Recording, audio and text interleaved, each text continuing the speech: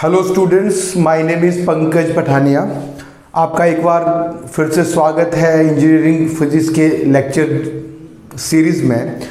आज हम नया यूनिट स्टार्ट करने जा रहे हैं, that is basically wave optics. और वेव ऑप्टिक्स में हम इंटरफेरेंस और डिफ्रैक्शन की बात करेंगे।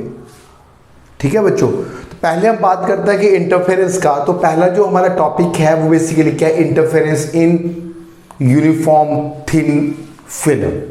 सो जो इंटरफेरेंस पैटर्न आप लोगों ने ऑलरेडी 12th में पढ़ रखा हुआ बच्चों, ठीक है। तो अब हम बात करते हैं कि interference in uniform thin film. तो एक एक बात करते हैं। पहले हम समझते हैं कि इंटरफेरेंस क्या है, फिर हम बात करते हैं थिन फिल्म की, फिर हम बात करेंगे कि किस तरह से पैटर्न जो है वो मिलता है ब्राइट और डार्क फ्रिंज का।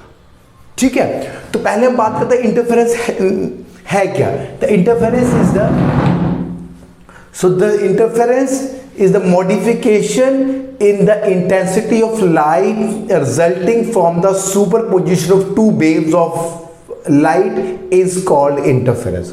सो इंटरफेरेंस आप बच्चों बिल्कुल फैमिलियर हैं कि जब दो सोर्स हो तो क्या होता है, दो सोर्स यदि लाइट प्रोड्यूस कर रहे हैं तो दोनों क्या करेंगे, आपस में इंटरफेयर करेंगे। तो एक इंटरफेरेंस पैटर्न हमें मिलता है। यदि हमारे रूम में दो ट्यूब्स हो तो उनसे यदि लाइट निकले, या फिर दो मीन्स की कैंडल्स हो, उनसे जो लाइट क्या करते हैं, सुपर इम्पोज करते हैं। और आपने ये देखा होगा कि जो लाइट कहीं पे डार्क कहीं पे ब्राइट, हमें एक वेल डिफाइंड इंटरफेरेंस पैटर्न नहीं दिखता है। वो क्यों? क्योंकि वो वहां पे क्या है, वहां पे इनकोहेरेंट सोर्स है। ठीक है बच्चों, तो पहले हम बात करते हैं कि द इंटरफेरेंस क्या है। तो इंटरफेरेंस दो तरह की है, constructive interference and the destructive interference. ठीक है, और कंस्ट्रक्टिव इंटरफेरेंस मींस कि जहां पे यदि दो सोर्स है उनकी लाइट की इंटेंसिटी इंक्रीज मतलब हो जाए तो उससे हम कंस्ट्रक्टिव इंटरफेरेंस बोलते हैं। जहां पे क्या हो, दोनों की लाइट की इंटेंसिटी, मतलब जब दोनों सुपर इम्पोज करेंगी तो उसके बीच में जो यदि इंटेंसिटी कम होगी, ठीक है, तो उसे हम बेसिकली डिस्ट्रक्टिव इंटरफेरेंस जो है वो बोलते हैं बच्चों। तो कंस्ट्रक्टिव इंटरफेरेंस का मतलब कि दोनों सोर्स के बीच में जो रे निकल रही है उनके बीच का जो पाथ डिफरेंस है, that is the even multiple of lambda by 2। और डिस्ट्रक्टिव इंटरफेरेंस के केस में 2n minus 1 lambda by 2। Here is n 1 2 3 4 5 6। यहाँ पे जो है यहाँ पे n is 0 1 2 3 4 up to m, and here is n is 1 2 3 4 5 6 up to n। ठीक है बच्चों, तो destructive and the constructive interference. अब हमें क्या चाहिए? For need of sustainable interference we need coherent source. कि वो एक सस्टेनेबल इंटरफेरेंस का मतलब कि हमें मतलब कि वेल डिफाइंड डार्क और ब्राइट फ्रिंज दिखे। ठीक है बच्चों, वेल डिफाइंड। तो उसके लिए हमें क्या चाहिए? कोहेरेंट सोर्स चाहिए। तो एलईडी तो क्या था, इनकोहेरेंट सोर्स था, पर जो लेजर है वो क्या है? कोहेरेंट सोर्स ऑफ लाइट है। ठीक है, तो कोहेरेंट का मतलब है कि जो कोहेरेंट सोर्स है कि यदि हमारे पास टू सोर्स है, फॉर एग्जांपल वो क्या कर रहे हैं? लाइट एमिट कर रहे हैं, that is a laser suppose.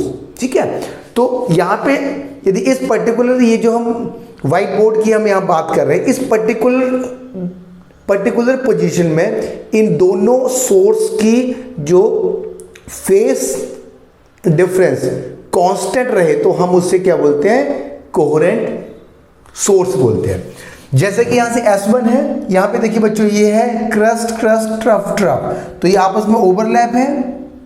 तो पर्टिकुलर पोजीशन A पे हम बात करते हैं, इसका φ1 phase difference of particular position B पे ये φ2 है। और यहाँ पे इस सोर्स S2 का फेस जो डिफरेंस है φ1 dash and this is φ2 dash at point B। जब ये दोनों बराबर हो जाएंगे तो we can say that is the coherent source.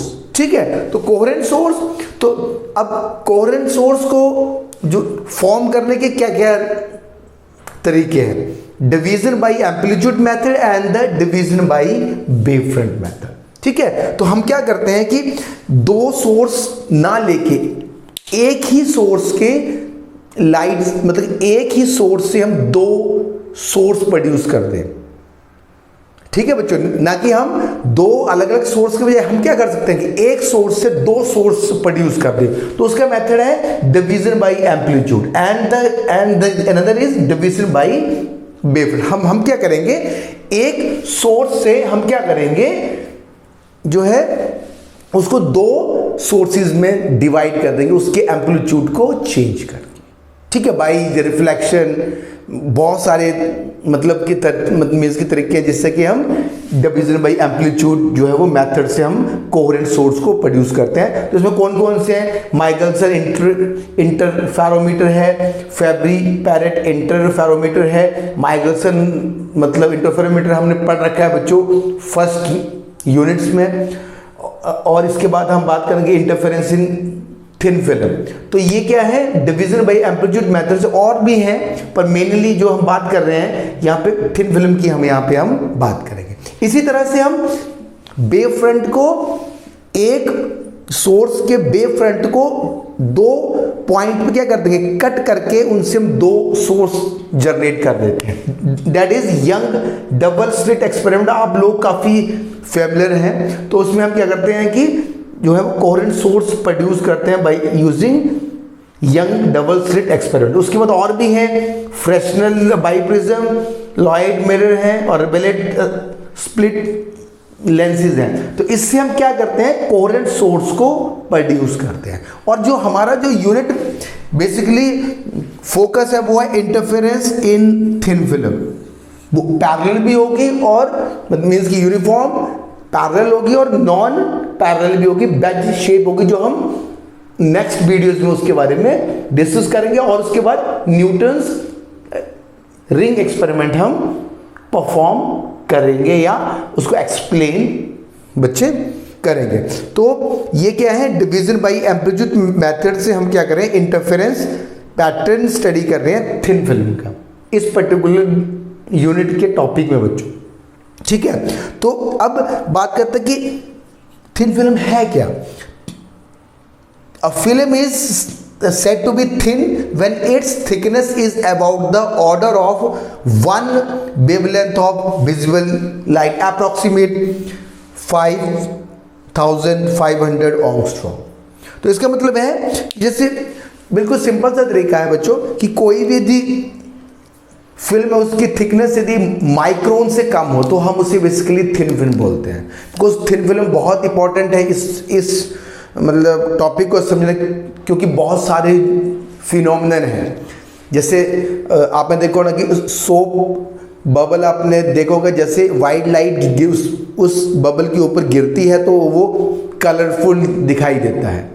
या फिर आप ऑयल को, एक ऑयल जो है वो वाटर में यदि स्प्रेड कर दो, ठीक है, तो आपने कई बार देखा होगा कि उसमें वो कलरफुल पैटर्न हमें दिखता है। वो क्यों दिखता है, क्योंकि that is the due to the interference of light. ठीक है, वो जो थिन फिल्म में वो जो सोप बबल है वो क्या करता है, लाइट को क्या करता है, दो पार्ट्स में या मल्टीपल पार्ट्स में डिवाइड करके इंटरफेरेंस पैटर्न को जनरेट करता है और हमें जो है वो क्या दिखता है, कलरफुल दिखाई देती है थिन फिल्म या सोप बबल। तो thin film technology semiconductor industries में बहुत यूजफुल है।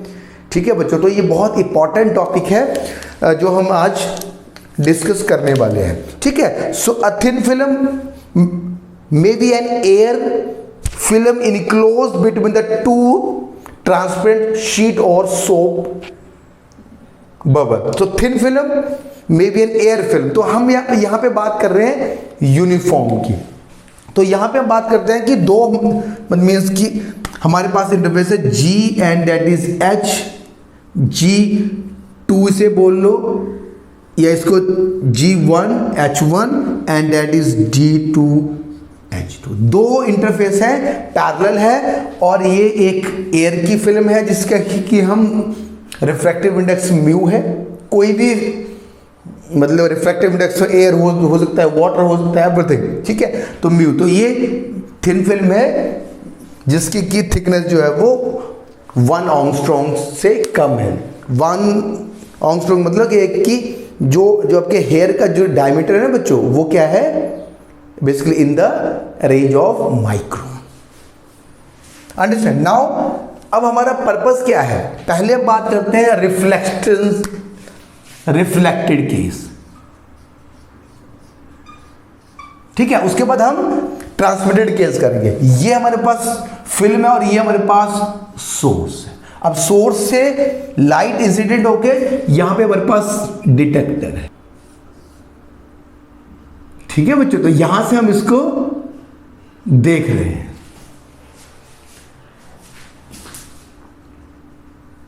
Understand now. तो अब हम क्या करेंगे, रिफ्लेक्टिव केस में मतलब है कि जिस तरफ सोर्स है वही डिटेक्टर है या आपकी आई है, ठीक है, जो आप देख रहे हो इस थिन फिल्म में। अब हमें देखना है कि कहां पे कंस्ट्रक्टिव और कहां पे डिस्ट्रक्टिव इंटरफेरेंस की कंडीशन जो है वो सेटिस्फाई होगी, वो हमें यहां पे कैलकुलेट करना है बच्चों, ठीक है। तो हम अब डेरिवेशन वाला पार्ट करते हैं।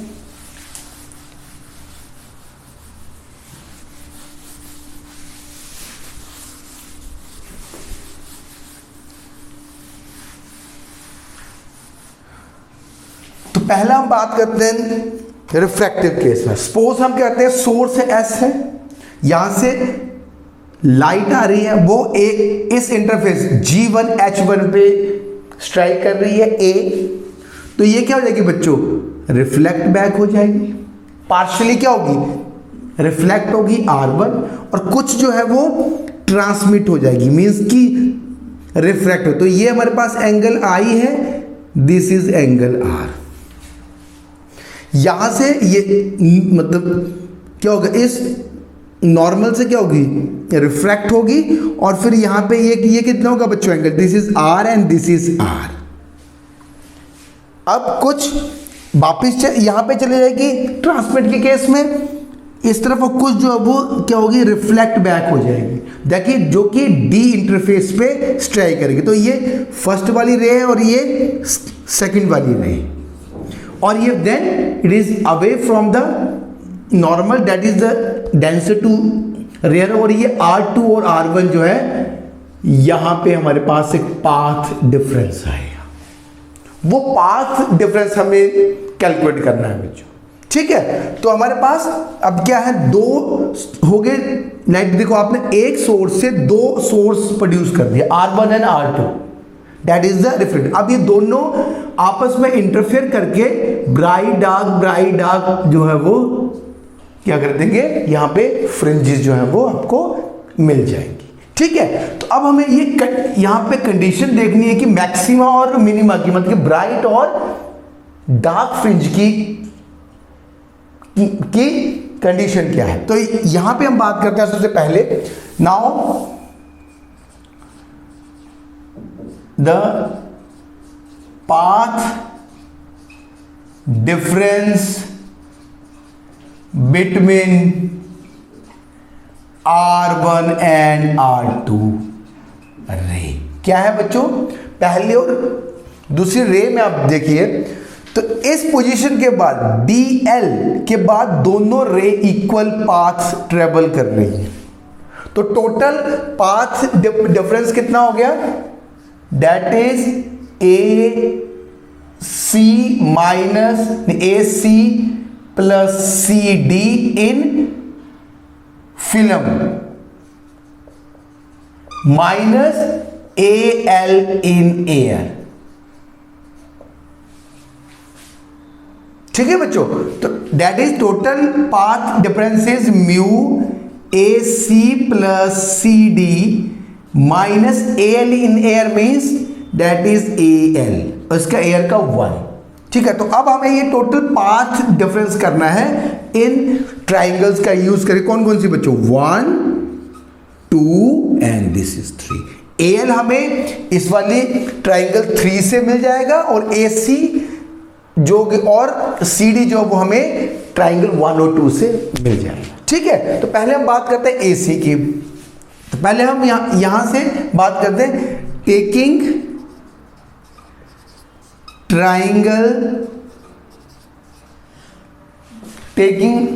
ट्राइंगल वन हम ले लें। ट्राइंगल वन मतलब कि डेट इज द ACN। ये हमारे पास नॉर्मल हमने ड्रॉ किए हैं, DL एंड CN ऑन। ये तो CN जो नॉर्मल है that is drawn on G1H1, और जो DL जो है that is drawn in the AR1।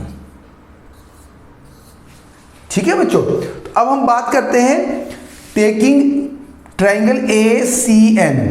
तो ACN से हम बात करेंगे तो क्या होगा, जरा ध्यान से देखिए। A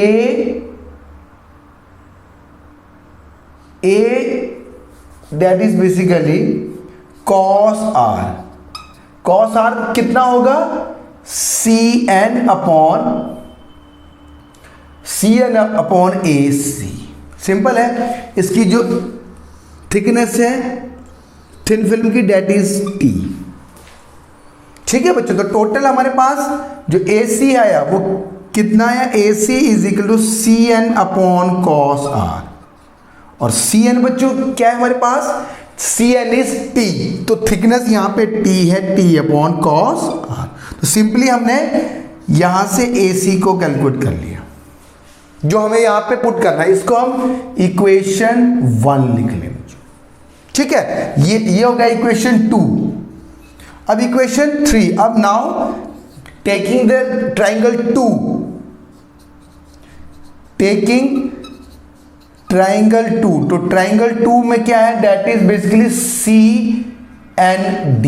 तो क्या होगा इसमें, इस ट्राइंगल में सेम मीन्स कि हमारे पास होगा CD is equal to CN upon cos R। ये भी R होगा, ये भी R होगा, क्योंकि ये R है तो दोनों मतलब ये नॉर्मल क्या है, पैरेलल है, और इनके दोनों को जो पॉइंट इंटरसेक्ट करेगा, मतलब आप ये देखिए ये है दोनों, यदि ये दोनों आपस में पैरेलल है तो यदि ये R होगा तो ये भी R बच्चों R होगा, और ये भी क्या होगा, R होगा।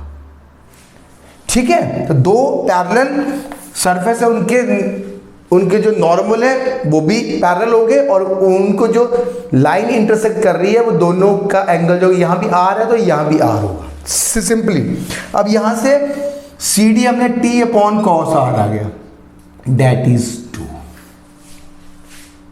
Understand, sorry 3। नाउ अब हमारा काम क्या है, अब हमारा काम है क्या कैलकुलेट करना बच्चों, टोटल। अब हमारा का AL, तो ये वाले नाउ टेकिंग ट्राइंगल 3,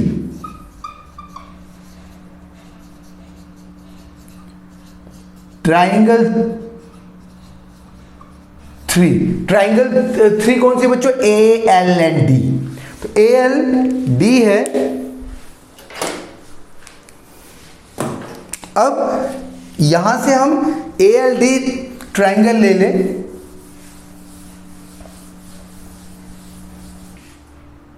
तो बच्चों यहां से टेकिंग ट्राइंगल ADL, ठीक है, क्योंकि ये है एंगल I, ये 90 डिग्री माइनस I, ये 90 degree because this is I, और ये हमारे पास I है बच्चों, तो ये जो बच गया that is 90 degree minus I, और ये क्या है 90 डिग्री है, तो 90 degree minus 90 degree minus I कितना बचा, ये I बचा। तो हम यहां से ADL ट्राइंगल ले लेंगे, तो कितना होगा जरा ध्यान से, हमारा काम है AL upon AD, that is 10, that is sine I। Sine I है बच्चों, AL यहां पे क्या है, AL है हमारे पास परपेंडिकुलर, और AD कितना है, हाइपोटेन्यूज। ठीक है, तो यहां से हमारे पास AL आ गया AD साइन I, और यहां से AL जो है दैट इज ए डी कितना है, A N plus N D sine I, और ए एल हमारे पास ए एन और एन डी हमें अब कैलकुलेट करना है बच्चों। तो ये हमारे पास हो गया, दैट इज इक्वेशन नंबर 4।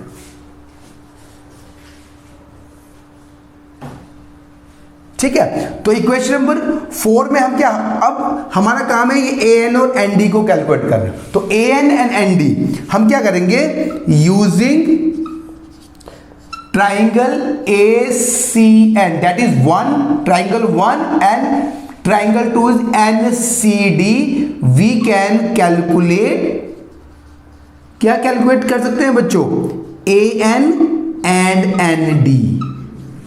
ठीक है, तो अब यहां से ट्राइंगल से सिंपल है बच्चों, देखिए A N upon C N is equal to 10 R. ये हमारे पास आर है, तो ये जो हो जाएगा टोटल, तो that is A N, that is a base upon, that is basically perpendicular upon base, that is 10 R. और इसी तरह से ये आ जाएगा ए एन कितना आएगा, सी एन हमारा कितना है, टी है, thickness of the film, that is 10 R. 5 आ गया, क्या क्या क्या 5, that is the A N, तो ये हमारे पास इज सी एन, तो हमारे पास ए एन कितना आ गया, ए एन कितना आ गया, टी 10 आर। इसको हम 5 पुट कर 5 लिख लें। इसी तरह से एन डी, ई भी कितना आएगा, टी 10 आर आ जाएगा, that is an D, that is equation number 6। अब इस 5 और 6 को हम 4 में पुट करेंगे, तो ए एल कितना आएगा, then A L is equal to, A L is 2t 10 R. ये हो गया हमारे पास इक्वेशन 7। अब हम क्या करेंगे, 2, हाँ तो हमारे पास था ए एन, हाँ 2 10 R sine I, that is equation number 7। A L is basically 2t 10 R sine, 2t मतलब ए डी और उसके बाद हमारे पास साइन आई, तो ए डी को हमने कैलकुलेट कर लिया 2t 10 आर साइन आई। अब यहां से ए एल 2t 10 आर और स्नेल्स लॉ के अकॉर्डिंग ये कितना हो जाएगा इस फिल्म के through, that is sine R. ठीक है बच्चों, स्नेल्स लॉ, साइन जो ये क्या है, एंगल ऑफ इंसिडेंट, और आर क्या है, angle of refracted, means angle of refraction. ठीक है बच्चों, तो यहां से एल हमें पता चल गया 8, using equation 2 and 2, 3 and 8 in 1। तो 1 में हमने पुट करके टोटल जो पाथ जो डिफरेंस है बच्चों, that is mu T upon cos R plus T upon cos R minus 2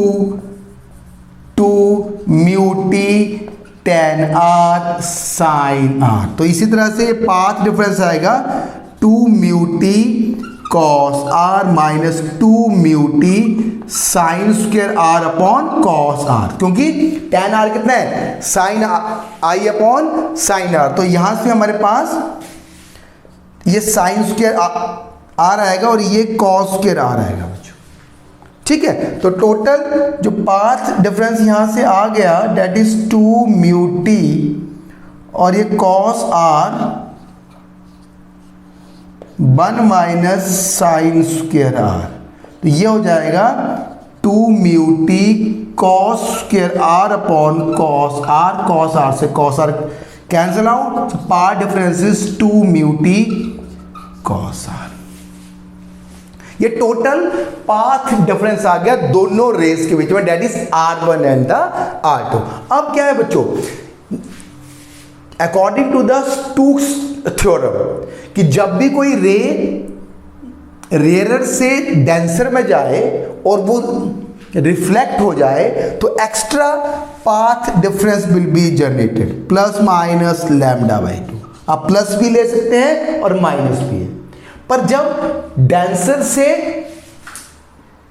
rare में स्ट्राइक करेंगी तो कोई भी एक्स्ट्रा पाथ डिफरेंस डेवलप नहीं होगा। ये लॉयड मिरर एक्सपेरिमेंट से ये प्रूव कर चुके हैं कि जब कोई रे डेंसर इंटरफेस पे स्ट्राइक करती है तो एक्स्ट्रा पाथ डिफरेंस λ/2 या फेस पाई जो है वो जनरेट होता है। तो ये टोटल पाथ डिफरेंस है।